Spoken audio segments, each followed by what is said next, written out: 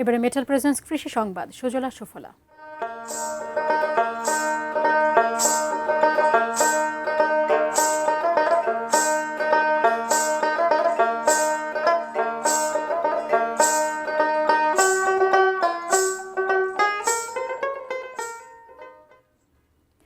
মানিকগঞ্জে পটলের বাম্পার ফলন ও বাজারে ভালো দাম পেয়ে খুশি কৃষকরা।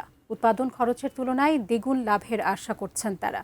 কম খরচ ও বেশি লাভের সম্ভাবনায় মানিকগঞ্জে বাড়ছে পটল চাষ। চলতি মৌসুমে জেলায় প্রায় 180 হেক্টর জমিতে পটলের আবাদ হয়েছে, যা নির্ধারিত লক্ষ্যমাত্রার চেয়েও বেশি। কৃষকরা জানান, এবার পটল গাছ রোপণ করলে 4 থেকে 5 বছর পর্যন্ত ফলন পাওয়া যায়, ফলে উৎপাদন ব্যয় কমে আসে। এবার মৌসুমের শুরুতে প্রতি কেজি পটল 80 থেকে 90 টাকায় বিক্রি হলেও বর্তমানে পাইকারি বাজারে মিলছে 40 থেকে 45 টাকা। এরপরও ভালো লাভ পাচ্ছেন কৃষকেরা।